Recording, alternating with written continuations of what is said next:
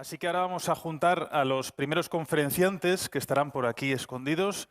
Vamos pasando y nos sentaremos y sobre todo haremos ronda de preguntas, que creo que es un poco lo que hemos venido también. A las dudas que tengamos, a cualquier aclaración que tengáis sobre lo que han comentado nuestros tres conferenciantes.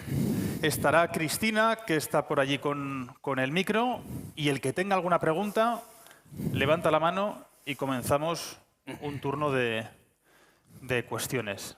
Si no, empezaré yo e iremos creando diferentes conversaciones, porque a mí personalmente el mundo de blockchain, de criptomoneda, a mí me genera muchas dudas, ¿no? Porque yo soy nuevo en este mundo.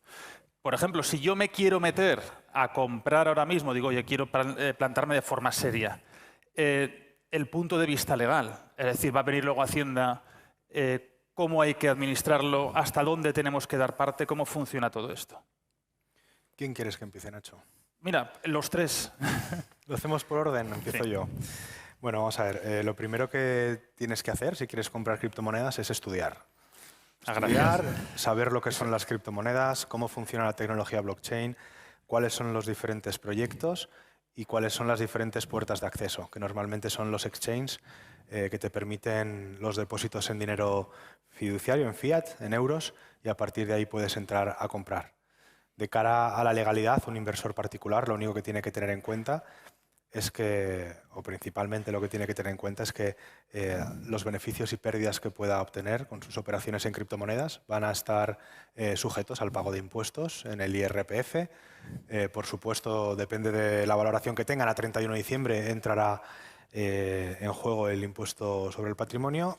Y a partir del año que viene, el modelo 720, que previsiblemente se va a llamar 721, que es el de declaración de activos en el extranjero, que estamos esperando que saquen el reglamento, pero bueno, si cogemos de momento las cifras que tenemos con el 720 del dinero y las acciones, en teoría pues habrá que declarar las criptomonedas que se tengan en exchanges extranjeros por un valor de 50.000 euros. Pero eso es, de momento está un poco en el aire y hasta que no saquen el reglamento esto hay que cogerlo con pinzas.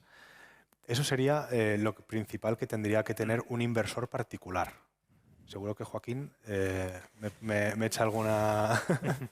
No, a ver, como bien comentado, primero es ser conocedor de qué tipo de producto están invirtiendo, que es un producto con mucha volatilidad, que no hay ningún respaldo, que no está garantizado por ningún estado ni por un banco central o por una, dijéramos, material precioso, podría ser el oro como era hace 50 años, por lo que tenemos que tener mucho en cuenta dónde invertimos, conocer los riesgos no solo de la inversión, sino de la tecnología que hay detrás, tener mucho en cuenta la clave privada, que siempre se hace mucha mención, que si se pierde no hay el botón de recuperar contraseña, y un poco como comentaba, pues ver también de que cuando haya tanto beneficio como pérdidas, si no han sido pocas operaciones o somos expertos en cuestiones técnicas y legales, buscar un buen asesor, porque dar una patada hacia adelante puede ser que dentro de 3, 4 o hasta el último año podamos tener una visita de Hacienda que nadie quiere tener esa visita por no haber hecho bien la declaración, no por no querer, sino por no saber.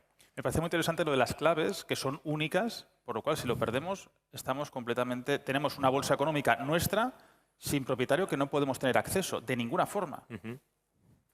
Valentín. Sí, no. Ahí todo gran poder conlleva una gran responsabilidad. En este sentido, nadie vela por nuestra... Nadie va a velar por... Aquí, toda la gente que viene en el ámbito más especulativo a sacar una rentabilidad, lo hace porque es un mercado muy volátil, tiene muchas oportunidades tanto de acertar como de fracasar y sabe que tanto lo bueno como lo malo le va a impactar a él de forma directa. No hay una entidad, no hay una contraparte o no hay un intermediario que se lleve una comisión o que te facilite una protección. Entonces, como no hay ningún tipo de esos servicios, todo lo que saques o todo lo que puedas ganar o perder es tuyo.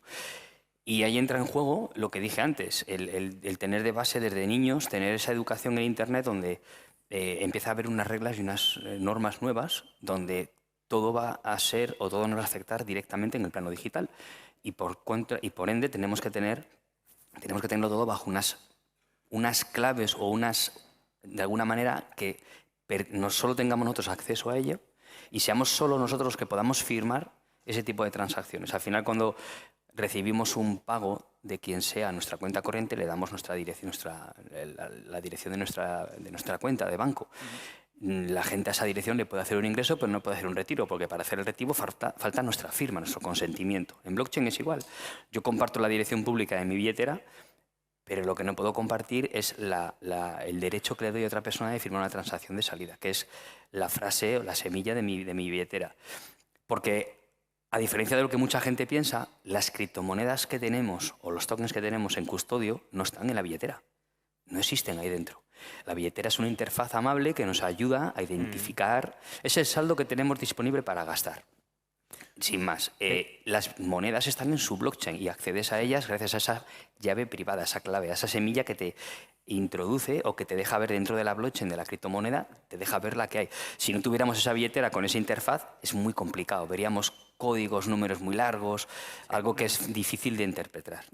Es como un libro contable, es un debe y un haber. Dice, hay 4 entradas y hay 2 salidas. Por tanto, de 4 entradas, 2 salidas, quiere decir que tengo 2 bitcoins, pongamos a nivel genérico. Sí. Por tanto, no tienes nunca nada. Son apuntes de entrada y de salida y que conectados con las blockchains, determinados mediante esta interfaz que tenemos algo, pero en verdad no es nada porque es totalmente digital. La billetera es como la libreta del banco. En la libreta del banco de toda la vida, ahí no tienes nada. Está todo dentro de la red del banco. Esto es igual, aquí está dentro de la red. Mucha gente dice, joder, si se me pierde la billetera, si se me moja, si se me extravía, si no se me abre el ordenador, no pasa nada. Te descargas la misma billetera, le pones otra vez la fase de semilla, recuperas tu billetera y ahí está el dinero. Va a estar siempre, eternamente ahí dentro. El problema es que no tengas la clave. Y ahora que vemos tal cantidad de ciberataques, sobre todo con esta guerra de Rusia-Ucrania que está siendo portada en todos los medios, estamos completamente protegidos también con la criptomoneda y con el blockchain, con todos estos ciberataques, de tal forma que nadie nos podría robar ni las credenciales ni el dinero que tenemos dentro. Yo siempre apunto a decir, la tecnología es segura, pero el error humano siempre existe. Porque el tema del phishing que sucede con las cuentas bancarias, que te llega un correo de ha habido un intento de transacción, ponga su código PIN, que nunca el banco va a comunicarse mediante esta forma. Lo mismo sucede con, por favor, introduzca aquí su clave privada, pues hay gente que utiliza otros medios para conseguir el mismo fin. Y el error humano es el principal error de los grandes casos de ciberataques o mediante el envío de una película para su visualización y entra en el sistema. Claro, realmente al final, cuando eres tú el custodio de tus criptomonedas, porque puedes tenerlas en un exchange centralizado en el que tú no eres el custodio, sino que es el exchange en el que tú accedes con un nombre de usuario o cuenta de correo electrónico y una contraseña que puedas poner para hacer trading, para hacer staking, para operar dentro de ese exchange. Cuando tú las tienes fuera, es decir, cuando tú eres el custodio y controlas lo que es no solo la semilla que puede servir o la frase, que es para recuperar la clave privada, sino que lo que importa realmente es la clave privada, esa billetera es tan segura como seguro sea tu ordenador o el dispositivo en el que tú guardes esa clave privada. Yo cuando me preguntan... o sea, en un teléfono móvil no es fiable llevarla. Nunca. Yo no lo llevaría. No se recomienda para nada. Yo no lo llevaría. De hecho, a mí cuando siempre me preguntan, yo digo, mira, lo más seguro del mundo, desde mi punto de vista, es descargarte un generador de claves públicas y de direcciones compuestas por la clave pública y la clave privada, de los que están auditados por la comunidad, en un ordenador offline, generarte ese par de claves y a un papel. Lo plastificas para que no se... No captura de pantalla, no... Claro, nada. Un papel. Y si quieres en vez de un papel, pues hay gente que se lo troquela en tarjetas de plástico. Hay gente, te venden el kit para con un cincel marcar las letras en una placa metálica. ¿Por qué? Porque la única forma que va a tener alguien de acceder a esa billetera es teniendo el acceso físico a ese elemento en el que tú has consignado la clave privada. A ver, como todo el mundo quizás no quiere guardar las monedas a tan largo plazo, o a largo plazo, pues también existen las wallets físicas, que se llaman, que son dispositivos que almacenan las claves privadas de forma bastante segura, al que tú también tienes que acceder con con una contraseña, y esa quizás sea la más indicada pues, para el que va a comprar pues pequeñas cantidades, que quiere hacer algún tipo de trading, de staking, quiere hacer alguna operativa con las criptomonedas, pero que estén más seguras que lo que podrían estar en una hot wallet, o sea, una billetera del móvil, o en un exchange, porque el exchange es susceptible también de ser hackeado. Aunque es verdad que son muy seguros, bueno, no sería la primera vez que hackean un exchange y todos los que tenían ahí criptomonedas pues las pierden, ¿no? Es como la tarjeta de compras de Internet y lo que tenemos todo guardado. Bueno, y cada vez más se está profesionalizando. Hay gente que ya da el servicio de que custodio y que ya tiene un seguro que en el supuesto que se hubieran sido hackeados pueden cubrir cierta parte o hasta cierto importe. Un poco como la garantía a nivel de las cuentas bancarias, pues lo mismo ya empieza a suceder. Yo siempre tengo una duda, porque salen tal cantidad de monedas nuevas, ¿cómo nos podemos fiar de las que salen o por qué debemos apostar por ellas? Si debemos primero ver el progreso que tienen o directamente cuando están abajo, cuando es un precio creo que razonable para poderlas adquirir, lanzarnos hacia ello. Bueno, pues aquí hay una ciencia o un arte a la hora de poder valorar tecnología. Es complicado. Valorar tecnología es muy complicado porque la tecnología para mí es como un ser vivo, o sea, se modifica, se adapta, evoluciona, se puede frenar. Al final todos los proyectos intentan venderte o decirte que tienen la mejor idea o la solución a todos los problemas del mundo y es muy complicado. Al final creo que la base para invertir bien es aprender o entender que hay que invertir en talento. Cuando inviertes en talento, pocas cosas después pueden ir mal. Hay cosas que no vas a poder controlar, regulatorios de ese país, una presión fiscal, una persona del proyecto clave que se marcha, cosas que no puedes tú, es imposible valorar, o temas como ahora tan graves como está sucediendo con el COVID, con el tema bélico, son cosas que no vas a poder nunca tener presentes porque siempre te pones en un escenario grave o feo, pero nunca contemplas tal.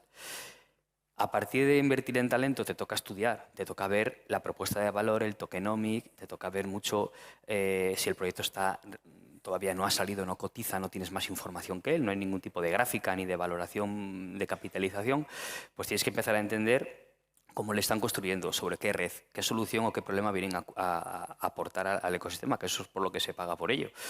Y bueno, un compendio de factores que te pueden dar la idea de el escenario futuro que puede aportar a tu inversión. Esta gente no trabaja para que el proyecto sea hoy interesante. Los proyectos criptográficos normalmente tienen vistas a 8 o 10 años, porque saben que en esa evolución, en ese tiempo, es cuando su proyecto va a tener fuerza, va a tener más encaje, puede venir un institucional y comprarles, pueden variar o modificar su recorrido en este espacio de tiempo. Al final, se trata un poco de poner sobre la mesa muchas cosas a la hora de invertir o de comprar una criptomoneda y después tienes que conocerte a ti mismo, qué tipo de inversor eres, más moderado, más seguro, más arriesgado, qué objetivo tienes con esa inversión económica, cuánto tiempo te vas a dar, cómo gestionas el riesgo, las emociones. Aparte de la tecnología, entran otros factores importantes para tomar esa decisión, porque al final, como dije antes, hay que pensar diferente, hay que pensar de otra manera muy diferente.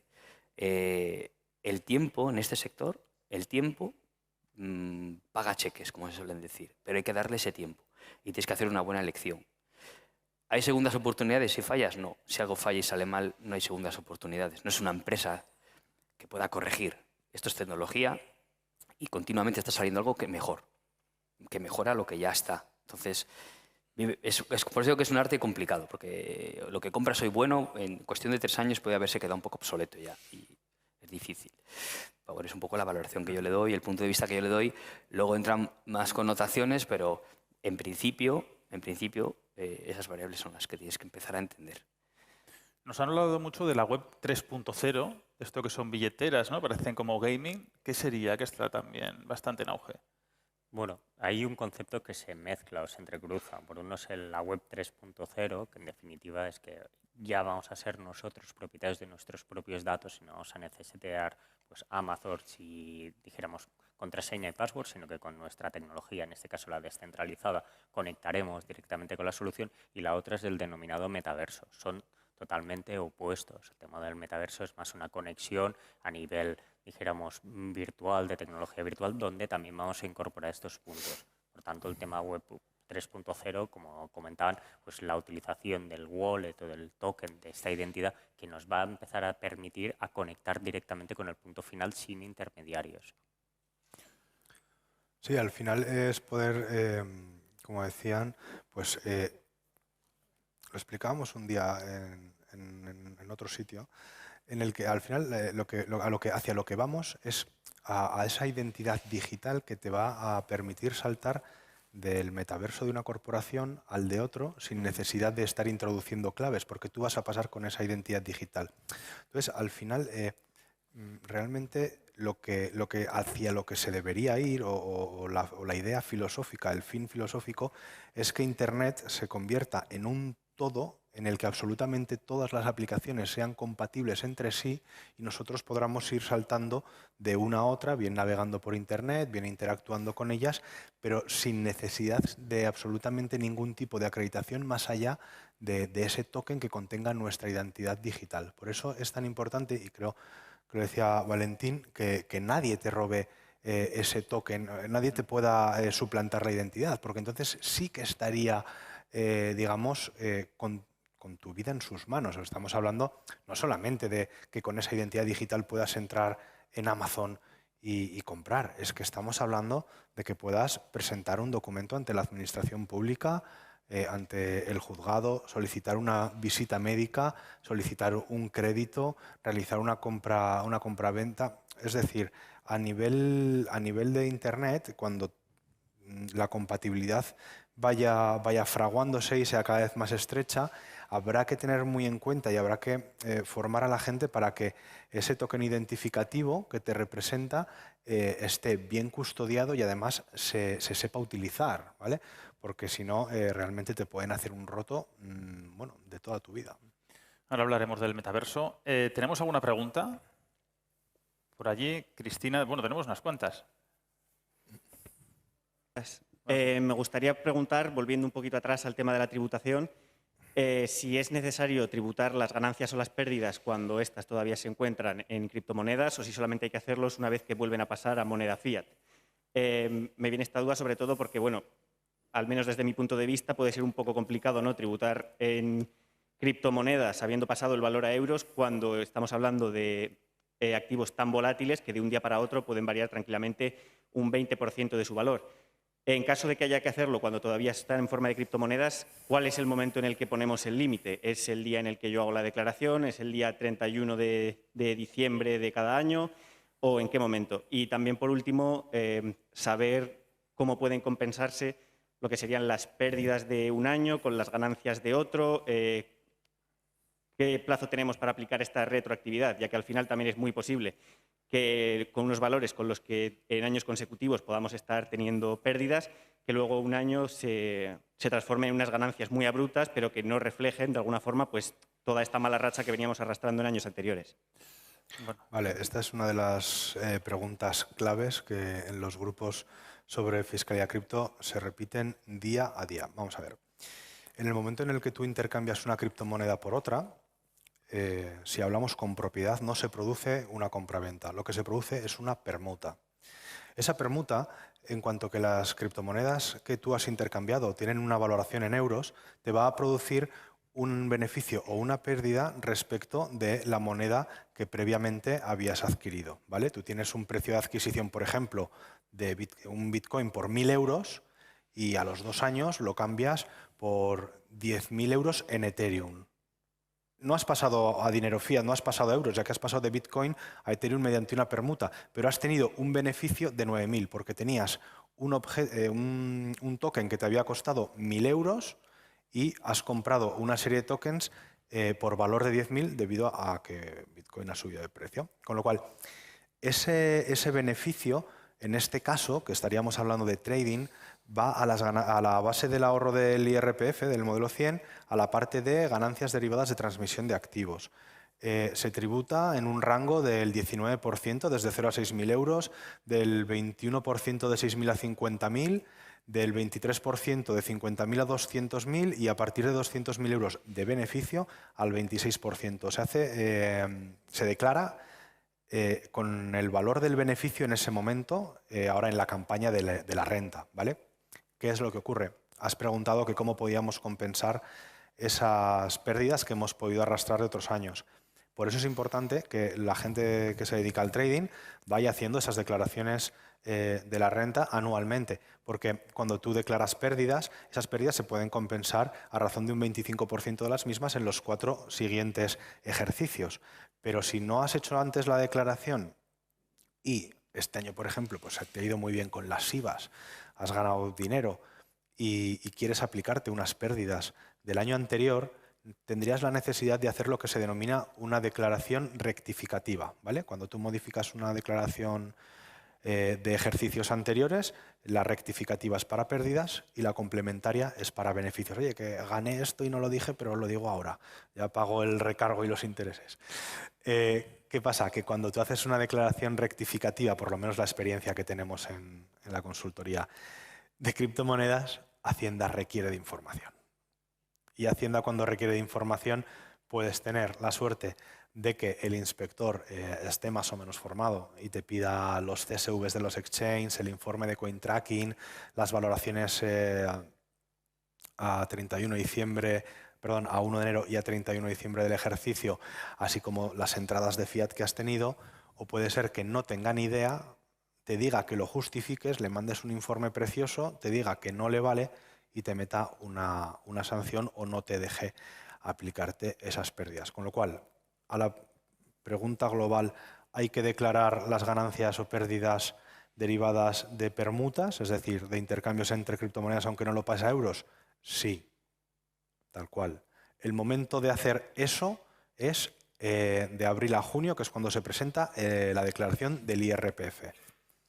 Y creo que con eso te he contestado todo. No sé si me he dejado algo. No, perdona, no te escucho. Sí, digo, y si no hay permuta entre tokens, si por ejemplo sigo manteniendo ese Bitcoin inicial que yo había comprado en un momento, solo que el valor pues ha llegado a subir a lo largo del año. Eso no, bien, si tú compras, si holdeas, que es lo que me estás preguntando, si tú compras un Bitcoin a 1 euro y sube a 10.000, no se ha producido ningún hecho imponible, porque tú has comprado una cosa y sigues teniendo esa cosa, con lo cual no tienes que declararlo. Veremos las declaraciones informativas, como decía antes, del 721 y la del impuesto de patrimonio, porque si tienes 50 bitcoins que compraste a 1 euro y ahora hay 50 bitcoins, pues deben ser como 2 millones de dólares, pues hombre, no tienes que pagar por ganancias derivadas de la transmisión, si los has holdeado, pero el impuesto de patrimonio sí. Pero si tú tienes una moneda a hold y no la permutas ni la vendes por fiat, no se produce un hecho imponible tributar. Vale, y por último ya, has hablado un poco de las franjas de tributación con una franja máxima del 26%. Quería aprovechar para preguntarte si es un bulo la información de que se llega a pagar hasta el 50% por las ganancias de criptomonedas, o si hay algún supuesto en el que se llegue a dar, o si el máximo sería este 26%.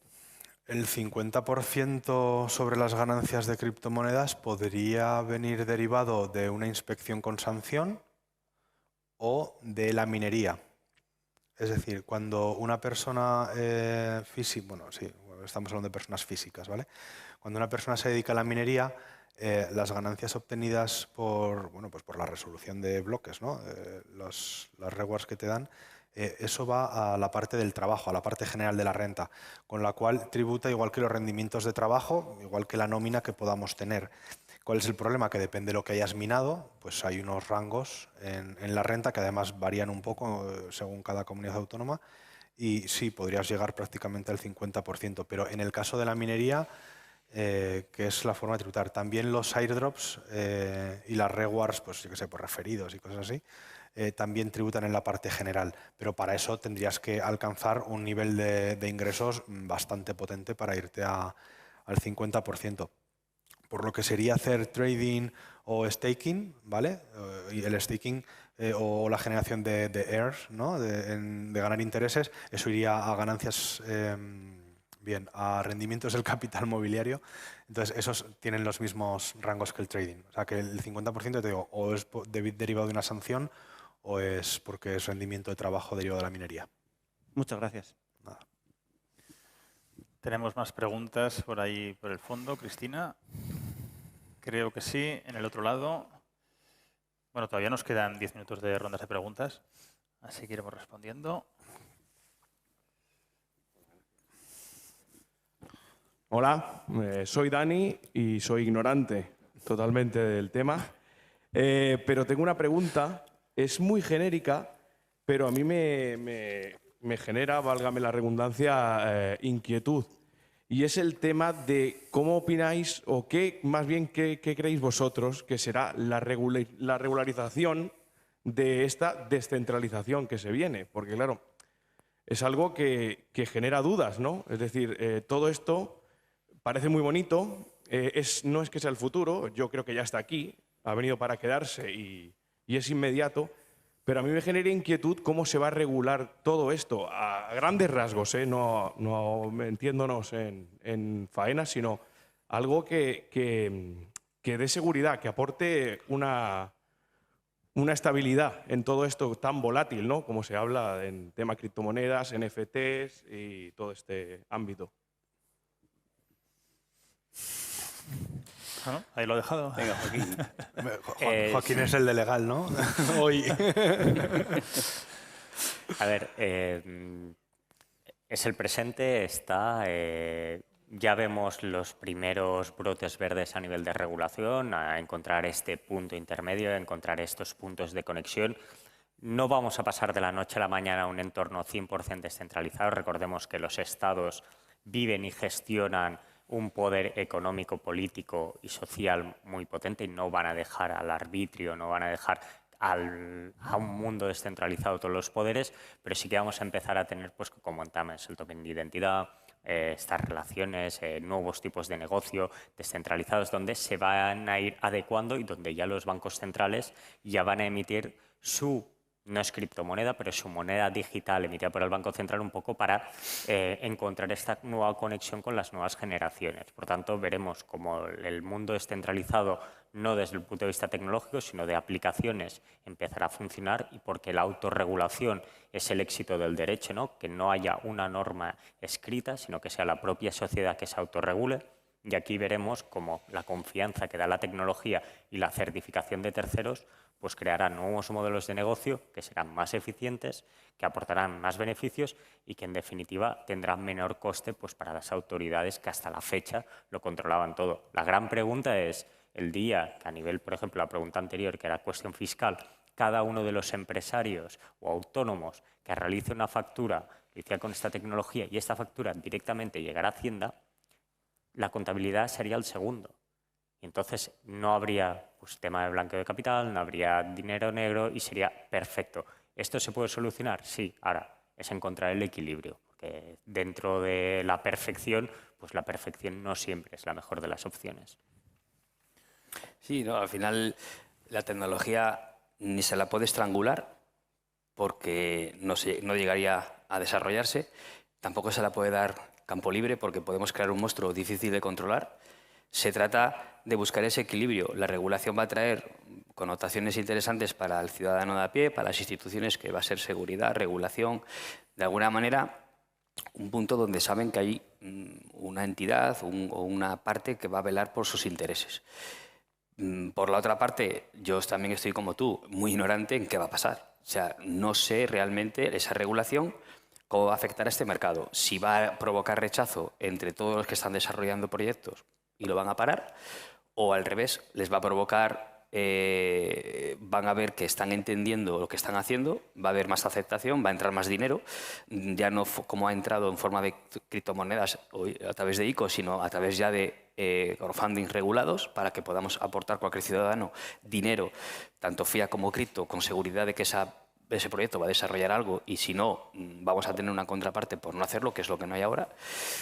Pero en ese sentido estoy también muy como tú, o sea, muy perdidos porque no sabemos cómo va a afectar o cómo va a implantarse esa regulación. Al final hablamos, hay personas, hay equipos, pero también hablamos de que hay software. Y el software es libre y corre por la red en diferentes estados, países y de diferentes formas. ¿Cómo regulas algo que son códigos? Es muy complicado, pero bueno, es un poco... Estoy como tú, en ese sentido. Sí, la verdad es que hay que pensar que, sobre todo en España, la normativación es bastante lenta, es tediosa, está además encorsetada en unos procedimientos parlamentarios bastante rígidos, que son poco permisivos a la hora, digamos, de innovar. Pero lo cierto es que poco a poco, si no se crea una norma específica, los agentes que intervenimos muchas veces en el sector legal o regulatorio, lo que hacemos es, por analogía, adaptar normas ya escritas. Por ejemplo, lo que comentábamos antes de las permutas, no existe una ley en España que diga que un intercambio entre criptomonedas es una permuta. Es una aplicación lógica de los conceptos de la ley tributaria que, una vez se ha dado el caso, la agencia tributaria ha sentado su criterio y nos ha dicho efectivamente esto es como realizar una permuta entre bienes, con lo cual no hace falta plasmar nada en la ley, pero así se va a contabilizar.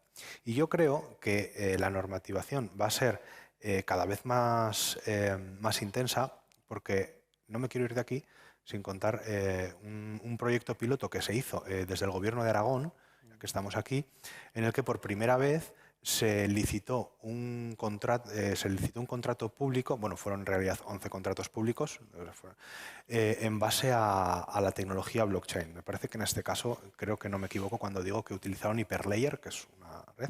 Y entonces lo que hicieron desde el Gobierno de Aragón fue probar en 11 contratos cómo las empresas, esos famosos sobres con la oferta que se presentaban en las licitaciones públicas, en el que se contenía tanto la oferta como la documentación que los pliegos de condiciones exigían, se presentaban mediante una transacción en la blockchain de Hyperledger vinculada a un smart contract con una marca de tiempo. ¿Qué conseguías con eso? Que cuando ese smart contract liberaba la información contenida en esa transacción, liberaba a la vez la de todas las empresas que habían ofertado.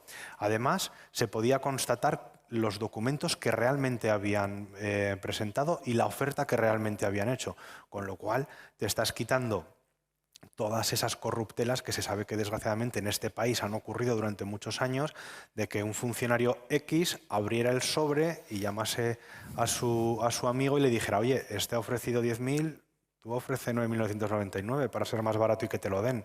Y claro, la transparencia que eso supone para la contratación pública, que yo creo que es un tema que en este país tenemos que cuidar un poquito, va a hacer que la administración se mueva, sobre todo en las aplicaciones y en los usos que le puedan dar en ese sentido.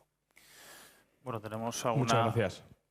Un par de preguntas más haremos, que si no nos quedaremos sin tiempo.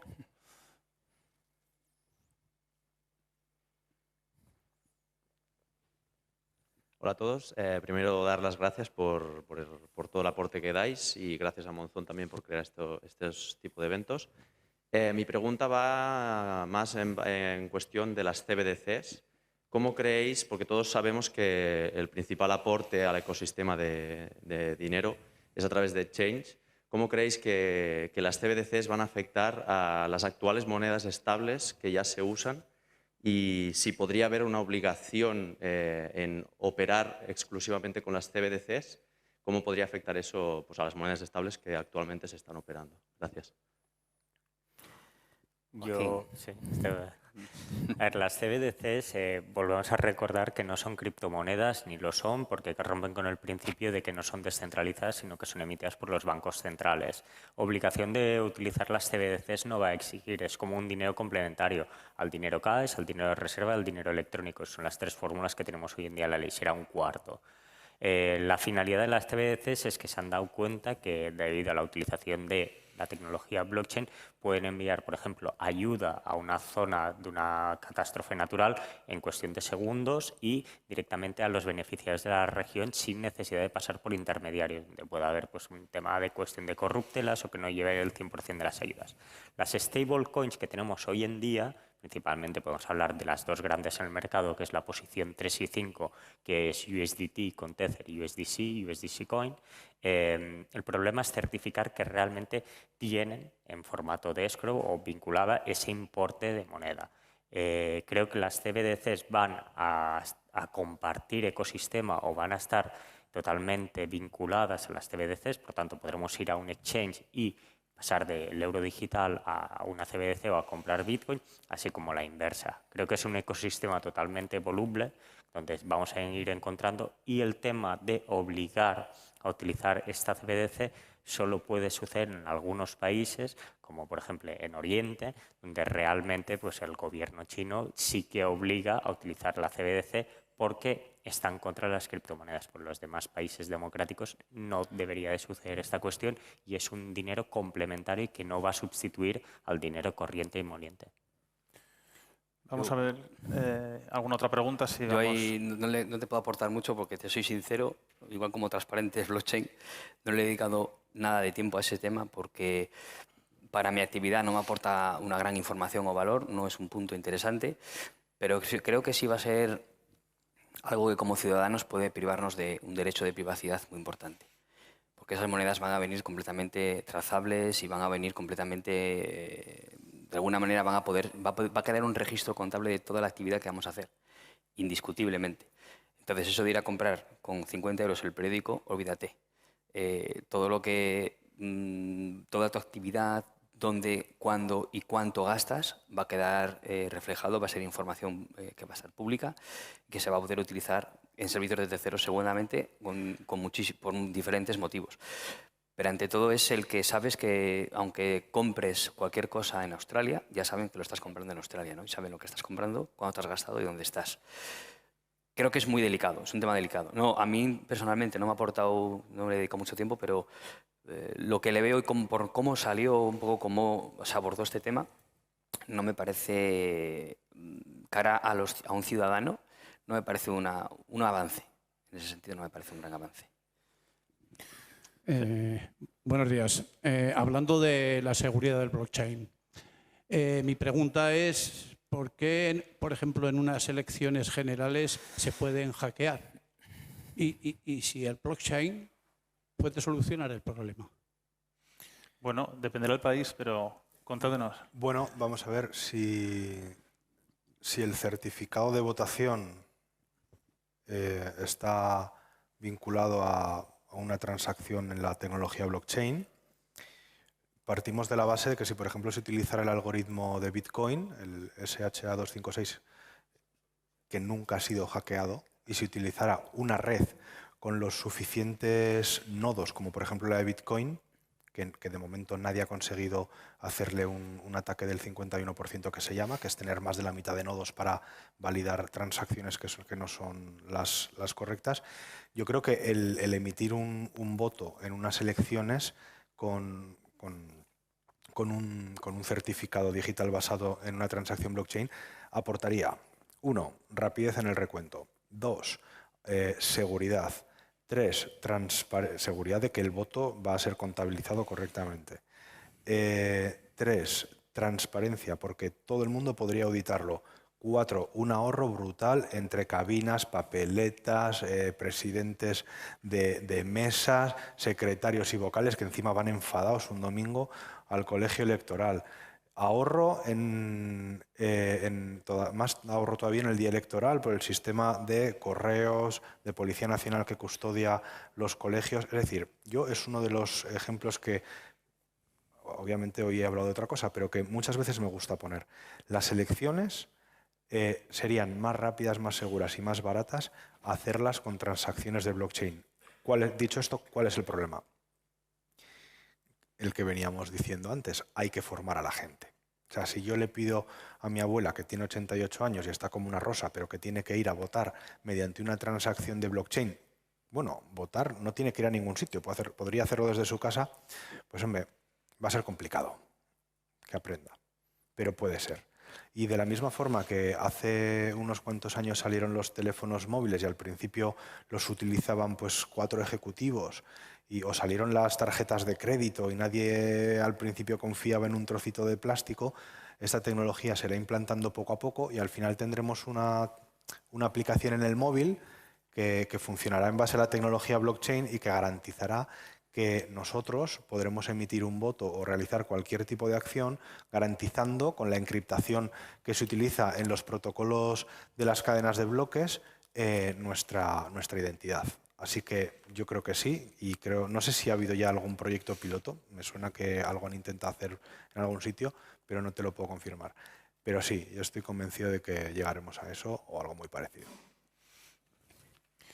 Ahí lo único que queda pendiente, por darle un matiz, es la intención de voto nunca va a estar clara. ¿Vale? Yo, como dice su abuela, puede votar a un partido o a otro, La tecnología es maravillosa, va a ser transparente, rápida, eficiente, pero sí que el dedo en esa aplicación, nadie va a saber si el dedo es voluntariamente de ella o alguien le ha guiado el dedo a pulsar ahí, cuando se hace sobre todo desde casa. Ahí queda un hueco, un nicho importante de duda, para la que me genera a mí. Y después, ¿se podría hacer en España? Evidentemente sí. Jesús, ¿cuántos ayuntamientos hay en España? ¿9.000 aproximadamente? 8.500. Fijaros la red de nodos descentralizados que se podía construir para tener infraestructura de voto a través de blockchain. Y lo que tú dices, la capacidad, es el tema clave. La tecnología no puede quitar la capacidad de una persona de decidir una cosa u otra y certificar pues, que cumple con todos los requisitos para poder emitir el voto. Teníamos preguntas por aquí. Cristina.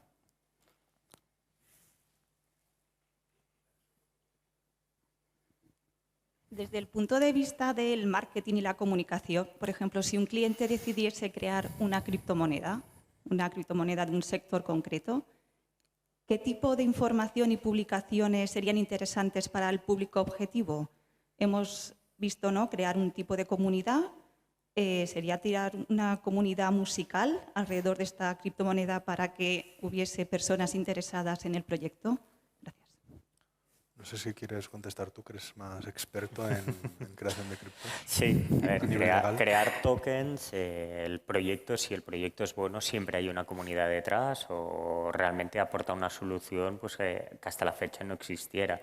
En definitiva, hemos visto todo tipo de proyectos, todo tipo de tokens, desde la industria deportiva, la industria musical, al tema de los clubs gourmet o hasta ahora mismo se crean como clubes que quien compra ese token única y exclusivamente puede ir a comer a ese restaurante, ¿no? Y aparte tiene otros beneficios. Creo que realmente es encontrar el proyecto que realmente es interés, que haya una comunidad que tenga esta necesidad o que quiera formar parte de ella. Y a partir de aquí pues, han salido proyectos realmente revolucionarios y que ha habido pues, copias en otros países y empezándose aquí en España, así como proyectos del exterior que se han trasladado aquí a España y que ahora pues, hasta grandes empresas lo están incorporando porque es una solución para ellos muy útil. Sí, en cuanto a la publicidad, lo normal es que los proyectos se publiciten en los medios especializados. Estamos hablando de redes sociales, grupos especializados, por ejemplo Telegram. Estamos hablando de foros tipo Bitcoin Talk, Reddit, 4chan. Estamos hablando de enviar notas de prensa a páginas web como Criptonoticias o Cointelegraph. Y esto por poner un ejemplo. Por supuesto, siempre ayuda tener unas redes sociales del proyecto actualizadas, tener unos vídeos en YouTube, que además se puedan ver desde la página web, donde tiene que aparecer el white paper del proyecto y el roadmap de los pasos que se van a seguir. Es decir, cuanta más información le das al posible inversor, más seguro, y además, si además es información verificable, más seguro se puede sentir. Obviamente no hay nada seguro en este mundo, pero cuando tú entras en una página web, le das por ejemplo, pues, a términos y condiciones y te aparece el nombre de la sociedad, el número del registro mercantil, el domicilio social, que tú puedes ver quién es el administrador que corresponde, hombre, pues dices, vale, pues ya no estoy hablando con unos señores que están en un paraíso fiscal y que a saber quiénes son. Por lo menos es una empresa que el registro mercantil de España pues, ha verificado que su constitución es correcta, que tendrán más o menos capital social, pero que de momento están presentando, por ejemplo, las cuentas anualmente. Y, por lo tanto, pues es una empresa en la que yo puedo confiar y si va a sacar, o un proyecto, ¿no?, en el que puedo confiar, y si van a sacar tokens, pues seguramente será más legítimo que los proyectos en los que entras si no hay absolutamente nada de información, que yo a veces me llevaba las manos a la cabeza cuando venían clientes y decían, no, es que he invertido en este proyecto, y vas a la página web, es que, vamos, no te decían ni de qué país eran. Lo cual dices, a ver, le estás mandando dinero a alguien que no tienes ni idea de quién es, ni idea de dónde está, que igual la página está en inglés y son de aquí de España, pero que es que además igual la página está en español, pero en realidad son chinos o rusos. Entonces, yo creo que en cuanto a publicidad, medios especializados, y en cuanto a información, cuanto más le des al inversor, mejor, para que se sienta seguro. Teníamos otra pregunta por allí. Hola. Tú, Albert, no, ¿eh? No, Tú no, ¿eh? Es para ellos dos. Vale. paso palabra. Yo No, es muy simple. Es una duda que siempre tenemos y yo, como desde el punto de vista legal, digamos, voy un poco cojo, pues os la pregunto porque he recibido múltiples respuestas, ¿no?, cuando se hace esta pregunta. Es sobre el modelo 720 y 721. Y es el tema, la problemática de los wallets descentralizados. Es decir, el modelo 721 o 720 habla de activos en el extranjero. ¿Un wallet descentralizado está en el extranjero? ¿Está aquí? Yo creo, es una pregunta muy recurrente, pero yo creo que es súper sencillo. En el momento en el que tú posees la clave privada de la billetera, esas monedas se establece que están físicamente, aunque ya sabemos que están en el blockchain, donde tú tienes la residencia fiscal. Por eso se hace tanto hincapié en que, por ejemplo, exchanges que son del extranjero, como puede ser Binance, Coinbase, KuCoin, bueno, pues todos esos exchanges que conocemos, las monedas tú no las tienes. Tú tienes acceso a una cuenta de usuario en el que tienes un apunte en cuenta, pero las monedas no se sabe dónde están. Con lo cual, directamente, salvo que el exchange sea español, véase, por ejemplo, Bit2Me o alguno de estos, pues entonces están en el extranjero. Si las tienes tú y custodias tus claves privadas, están en España. Y, de hecho, yo creo que no puede haber duda al respecto sobre eso. Pues nos marchamos con la última pregunta, que era por aquí con Lorena.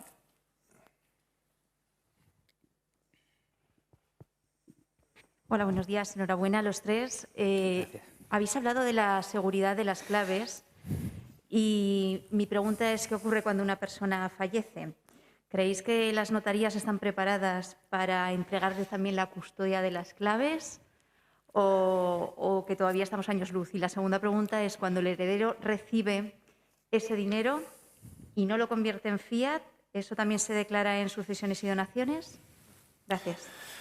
Bueno, vamos a empezar por la segunda, que es más rápida. Cuando alguien hereda criptomonedas, esas criptomonedas, de cara al impuesto de sucesiones, se tributan por el valor del momento de fallecimiento del que era antes poseedor, ¿no?, del finado. Eso por un lado respecto al impuesto de sucesiones.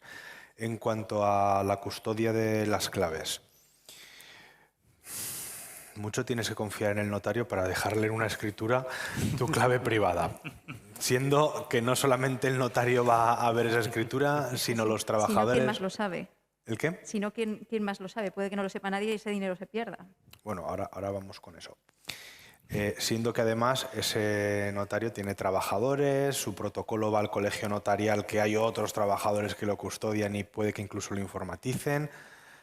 Yo me lo plantearía. ¿Qué es lo que se puede hacer? Es dejar en el testamento una llave al notario con el código de la caja fuerte, en el que cuando tú te mueras ahí tienes la white paper de la que os he hablado antes. Esa es, desde mi punto de vista, la mejor forma de hacerlo. Ahí empieza a haber servicios de custodias de claves privadas en la que te cobran por asegurarte que cuando tú mueras tus herederos van a recibir esas claves privadas y van a poder tener acceso a las criptomonedas. Personalmente, pudiendo hacértelo tú, no confiaría en un tercero, que no quiere decir que no sean confiables, pero yo creo que es más sencillo decir, oye, señor notario, cuando yo me muera, en esta caja fuerte tenga la llave y este es el código. La abrirán y tendrán una carta explicando, mira, esto es una billetera de Bitcoin que hice hace muchos años, mete esto en la wallet. Yo creo que es mucho mejor hacerlo así. Bueno, ¿os gusta el metaverso? ¿Habéis buceado en él? Un poco. ¿Habéis quedado